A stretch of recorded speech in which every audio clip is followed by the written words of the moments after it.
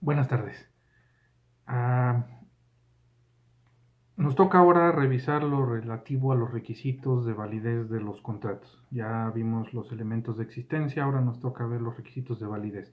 Bien, y estos son principalmente, bueno, son cuatro, que es capacidad, ausencia de vicios, objeto o motivo lícitos y forma.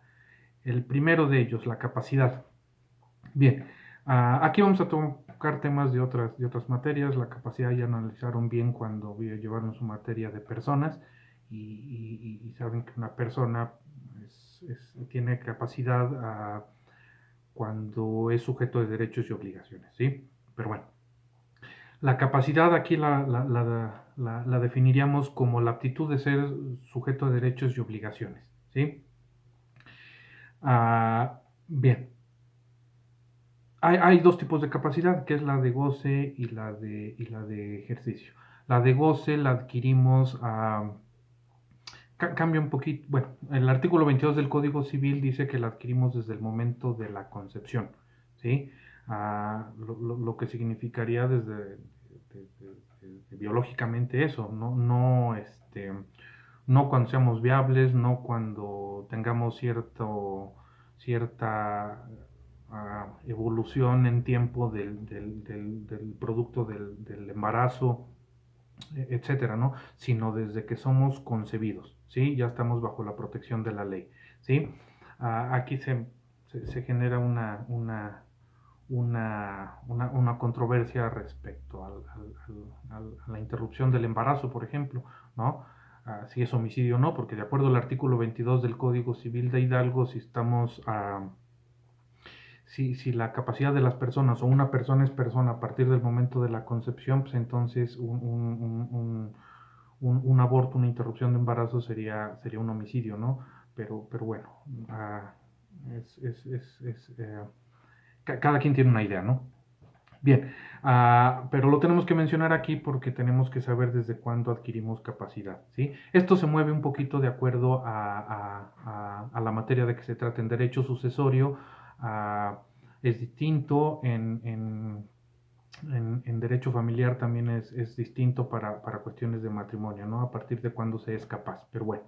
ah, entonces, es la capacidad de goce, es la capacidad de gozar de nuestros derechos. Y la de ejercicio la capacidad de ejercicio es la capacidad que tenemos o la facultad que tenemos para ejercitarlos por nosotros mismos, esos derechos o esas obligaciones, ¿sí? Bien, esa es la capacidad. Capacidad para los contratos o capacidad para contratar se adquiere hasta los 18 años, es decir, cuando tenemos a la mayoría de edad. Solo hasta que tenemos 18 años podemos contratar, ¿sí? Antes tenemos que hacerlo a través de un representante legal. Bien, el segundo requisito de existencia de los contratos es la ausencia de vicios, ¿sí? Y para ello tendremos que ver cada uno de los vicios que pueden viciar el consentimiento. ¿Esto qué significa? Que a veces nuestro consentimiento está viciado por alguno de los siguientes situaciones que vamos a ver y por lo tanto no es válido.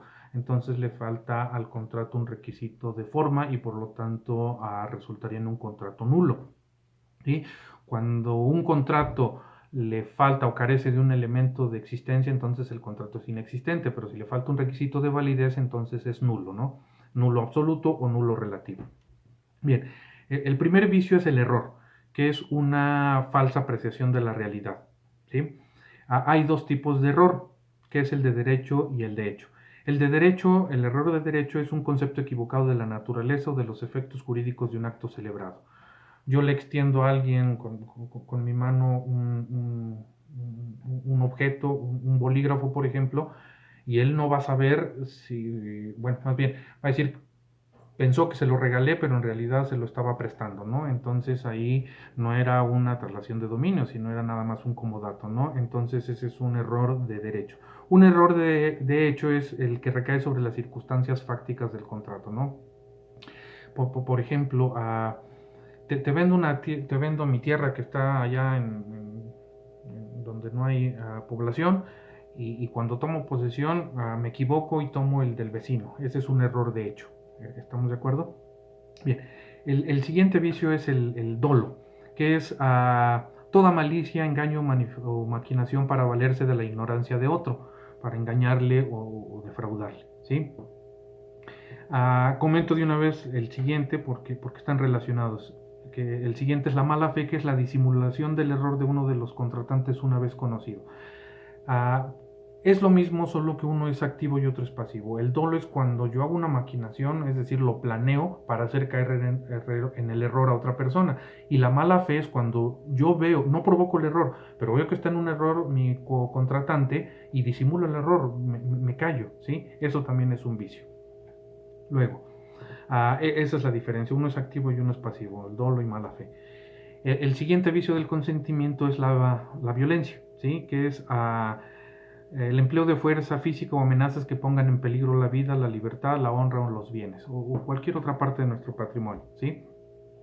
Es simplemente, oye, ¿sabes qué? Yo cometo un acto para obligarte a que firmes un contrato. Eso es violencia, ¿sí?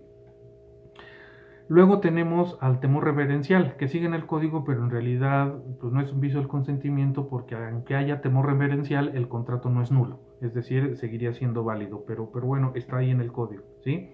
El temor reverencial es el temor a desagradar a quien se debe sumisión y respeto, ¿sí? Si por ejemplo un general le ordena a un coronel más bajo jerárquicamente que cometa, que realice un acto jurídico, el coronel lo va a hacer porque si no, pues lo van a castigar, ¿no? Ese es el temor reverencial. Y finalmente tenemos a la lesión, que no está dentro del capítulo de vicios del consentimiento en la parte de contratos, pero está en el artículo 17 del Código Civil para Hidalgo. La lesión es la desproporción entre las prestaciones que se deben recíprocamente las partes. La lesión es un abuso, ¿sí? Cuando, por ejemplo, se le vende a una persona que es ignorante o que no sabe el precio de una cosa, se le vende un producto, por ejemplo, a 5 o 6 veces su precio. Eso es lesión, ¿sí? Y también vicia el consentimiento y produciría un contrato que es nulo. Bien, ese es el segundo requisito de validez de los contratos. El tercero es el objeto y motivo lícitos. Este ya lo vimos cuando vimos los elementos de la obligación y vimos el objeto directo, indirecto y dijimos que tiene que ser lícito, ¿sí? Únicamente para reafirmarlo diríamos, tiene que ser lícito tanto el objeto directo como el objeto indirecto, ¿sí? Por ejemplo, no puedo celebrar un contrato para ser esclavo de alguien, ¿sí? Bueno, trabajo le llaman, pero bueno, no puedo celebrar un contrato para ser esclavo de alguien. ¿Por qué? Porque es un contrato que no está contemplado por la ley, no es una causa que la ley proteja para que los ciudadanos lo podamos celebrar y tampoco es lícito el ser esclavo, ¿sí? Entonces, tanto el objeto directo como el directo, insisto, tienen que ser lícitos.